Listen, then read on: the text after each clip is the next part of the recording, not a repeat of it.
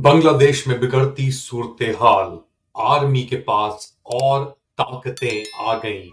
Late Ali show you के एक और एपिसोड में आप सबको खुशामदीद। Do like, subscribe and share this content. बात शुरू करते हैं बांग्लादेश से, जहां पे इस हफ्ते के अंदर ही अंदर जो आर्मी है शेख हसीना के भागने के बाद हिंदुस्तान की तरफ, आर्मी के पास बहुत सारी ताकतें आ गई हैं। यहाँ तक कि उन्हें मोहम्मद यूनुस को एक फिगर हेड के तौर पे, इंटरिम एडवाइजर के तौर पे बज़ाहिर तौर पे तो रखा हुआ है, लेकिन अंदर से आर्मी की ताकत इंक्रीज हो रही है। स्पेसिफिकली अब आर्मी को मैजिस्ट्री पावर्स यानी दे दी गई हैं। मैजिस्ट्री पावर्स से मुराद के जो जस्टिस सिस्टम या लीगल प्रेसिडेंस की जो बात की जाती है कि आर्मी के पास ये मैजिस्ट्री या जो जुडिशल पावर्स आने के बाद 7 दिन तक आइडिया तो यही है कि वो कोशिश करेंगे कि जो अनरेस्ट है उसे कंट्रोल करें, लेकिन इस अनरेस्ट के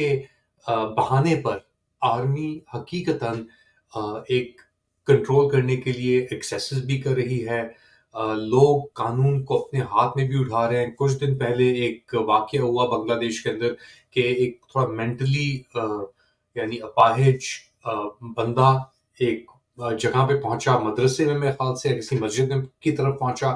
वहां पे वो खाना उसने मांगा तो उसकी उन्होंने पहले कुटाई लगाई, फिर उसको खाना खिलाया, फिर उसे मार दिया गया। लिंचिंग हुई उसकी बकायदा, और ये बांग्लादेश के अंदर हुआ। तो ऐसे इंस्टेंसेस आ रहे हैं अब के शेख हसीना की हुकूमत तो चली गई, मगर इकोनॉमी जो है वो बहुत ही प्रिकेरियस सिचुएशन पे खड़ी हुई बांग्लादेश में। इनफैक्ट कि जो बांग्लादेश के अंदर एक टायर मैन्युफैक्चरिंग प्लांट जो है, लार्जेस्ट उनका जो टायर मैन्युफैक्चरिंग प्लांट, वो बंद होने वाला है, क्योंकि उसको पहले जला दिया गया था। कि बेसिकली टायर फैक्ट्री थी, सबसे बड़ी टायर फैक्ट्री थी ये बांग्लादेश के अंदर। गाजी ग्रुप इसे कंट्रोल करता था और ये ढाका शहर से बाहर बेसिकली मुकीम थी। और 25 अगस्त को यानी शेख हसीना के भागने के कोई तकरीबन 20 दिन बाद एक बहुत बड़ी आग लगी इस फैक्ट्री के अंदर, और ये जो फैक्ट्री थी ये खत्म होके रह गई। अब ये फैक्ट्री तो खत्म हुई, मगर ये इतनी बड़ी फैक्ट्री थी कि हजारों लोगों की आमदनियां, रोजगार इस फैक्ट्री यानी गाजी फैक्ट्री से नयारंगा गंज के अंदर जो बेस थी उससे जुड़ी हुई थी। और वो सब फ्यूचर्स तबाह हो गई। यानी आप अनएम्प्लॉयमेंट इस एक इंस्टेंस की वजह से पता नहीं कहां से कहां चली गई।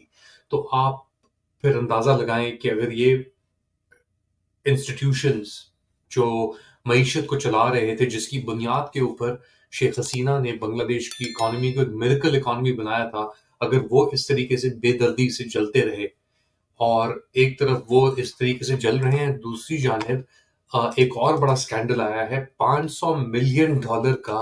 अब ये कितने में $500 मिलियन तो अपना ही नहीं, समझ ही नहीं आता है, तसव्वुर से बाहर है। यानी $500 मिलियन उन्होंने लग्जरी प्रॉपर्टी के ऊपर खर्च किया। एक रिपोर्टिंग अंडरकवर रिंग बेसिकली अल जजीरा के इन्वेस्टिगेशन यूनिट ने ये दिखाया कि इन्होंने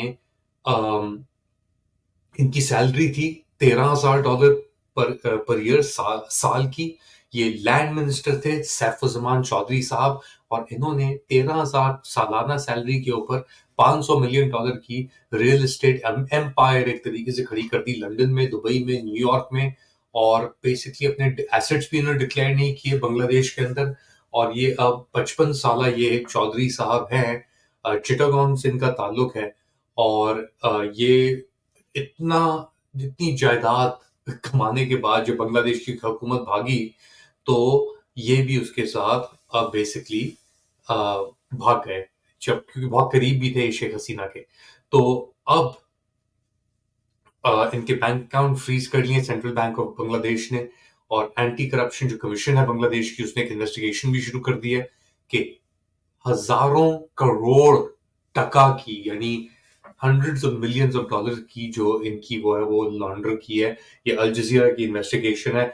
तो एक तरफ तो पुरानी जो हुकूमत कही है शेख हसीना की, उसके ऊपर जो इल्जामात हैं वो उभर के सामने आ रहे हैं वाज़े तौर के ऊपर। दूसरी जानिब जो नई हुकूमत है اس کے اوپر ایک انٹرم تو ابھی ہے، مگر لگ رہا ہے کہ آرمی جو اسپیس بہت تیزی سے اس کو لپٹ رہی ہے، یعنی ہڑپ رہی ہے اسپیس کو. اور کس کے کہنے پہ کیا ہو رہا ہے اب دیکھ کے تھوڑا سا ذرا اندازہ ہوتا ہے، کیونکہ بنگلہ دیش کا ڈائنامک از ویری انٹرسٹنگ. ایک جانب تو بنگلہ دیش نے سب کچھ جو صحیح کر سکتا تھا وہ کرنے کی شیخ حسینہ نے کوشش کی، اپنی اکانومی کی مثبت کیا، اپنے نیبرز کے ساتھ اچھے تعلقات انہوں نے کیے، ہندوستان کے ساتھ بھی اچھے تعلقات کیے، چائنا کے ساتھ بھی اچھے تعلقات کیے. مگر اس کے باوجود بھی اندر انہوں نے جو مسئلے مسائل کھڑے کیے وہ ان کے گلے پڑ گئے. اور کیونکہ وہ چائنا کے ساتھ بھی اچھے تعلقات رکھ رہے تھے، انڈیا کے ساتھ بھی اچھے تعلقات رکھ رہے تھے، امریکہ کو یہ چیز پسند نہیں آئی.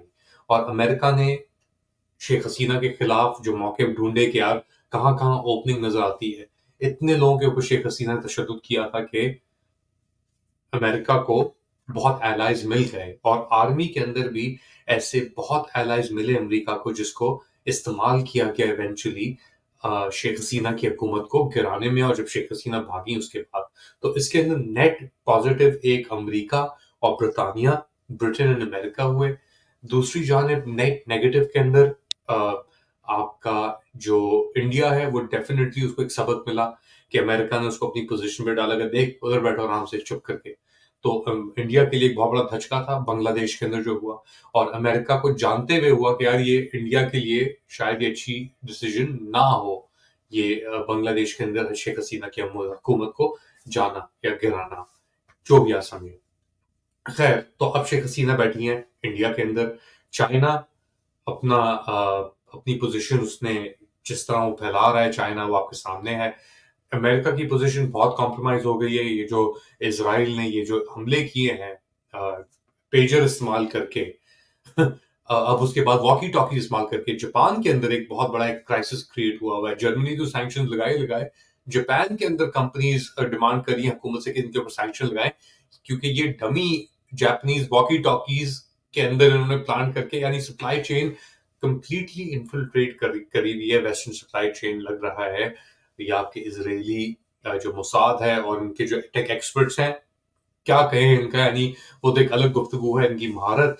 لیکن اب ایک ریوائول ہو رہی ہے ایسی، جیسے میں ذکر ہی پہلے کر رہا تھا کہ ان کمپنیز کی، ان لوگوں کو ترجیح دینے کی جو ویسٹ سے جن کا تعلق نہیں ہے، جو منسلک نہیں ہے، جو اسرائیلی انفلوئنس اور سیبوٹاج کے اندر، بوبی ٹریپس کے اندر نہیں آ سکتے. خیر، بہت کچھ ہو رہا ہے اور پاکستان کے اندر تو ہو ہی رہا ہے. اس کے اوپر ایک آپ کے ساتھ کوریج جاری رہے گی، برقرار رہے گی. فی الحال انٹرنیشنل ایشوز کے اوپر اتنا ہی. اپنا خیال رکھیے گا. Do like, subscribe and share this content. اگلی بار تک اللہ حافظ.